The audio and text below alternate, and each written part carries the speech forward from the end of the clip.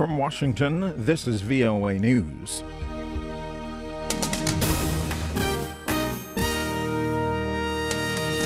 $1,500 additional U.S. troops for Iraq, authorized by President Obama. 4 arrested in a bombing in northeast Nigeria. I'm Vincent Bruce reporting from Washington. U.S. President Barack Obama is authorizing the U.S. military to deploy up to 1,500 more troops to Iraq as part of the mission to combat Islamic State militants. Friday's announcement came after Mr. Obama met with congressional leaders. VOA's Aru Pande has more. President Obama on Friday authorized the deployment of an additional 1,500 non-combat troops to Iraq to help train local forces. Lawmakers heard from top U.S. military commanders who briefed them on the fight against the Islamic State militant group in Iraq and Syria. Aru Pande, VOA News, the White House. President Obama will also ask Congress for more than $5 billion to help fund the campaign. Police in Nigeria say a suicide bomber has killed at least 7 people at an ATM, or automated teller machine, in the country's northeast. Police say they believe a female suicide bomber carried out the attack Friday and say they have arrested 4 other suspects.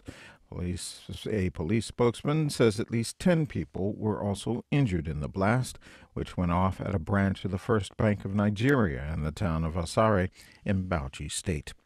In a televised briefing Friday, Ukraine's National Security and Defense Council spokesman Andriy Lysenko reported Russia has sent a large number of tanks, heavy weapons, ammunition, and soldiers into Kremlin-backed eastern Ukraine.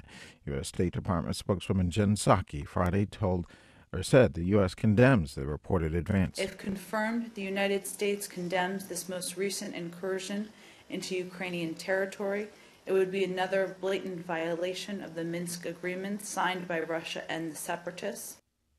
This is VOA News.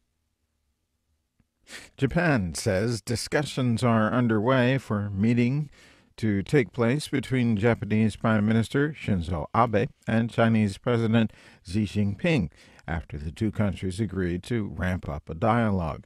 In a joint statement released Friday, the two sides agreed to gradually resume political, diplomatic, and security dialogue and make efforts to build political mutual trust. Tanzania's government has denied reported allegations that officials traveling with China's president last year illegally purchased thousands of kilograms of ivory in the East African nation. China also has denied the allegations, which were brought by a British-based non-governmental group called the Environmental Investigation Agency, or EIA.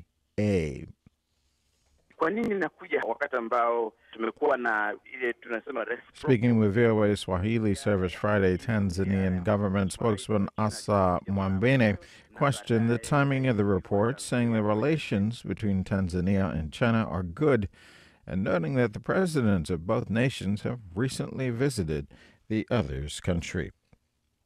According to U.S. government figures, the unemployment rate in America fell to a 6-year low of 5.8% in October.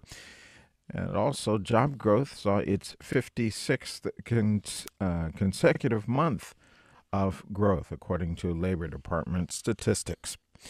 Select Muslims prayed at Jerusalem's Al-Aqsa Mosque without incident Friday, although there were reports of scattered violence between Palestinians and Israeli security forces elsewhere.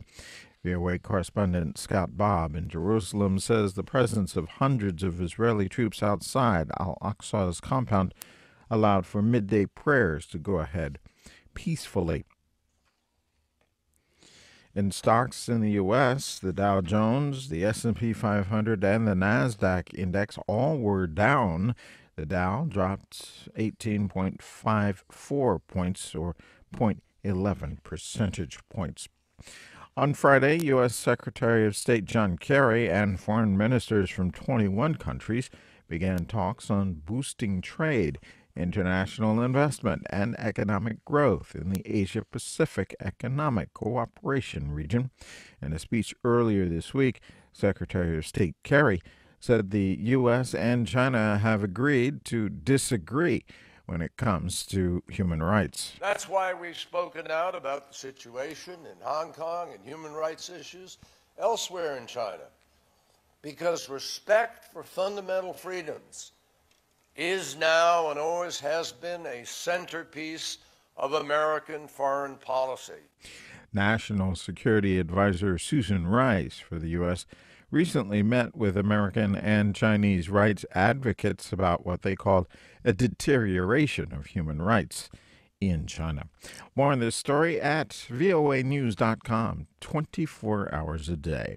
I'm Vincent Bruce, reporting from Washington.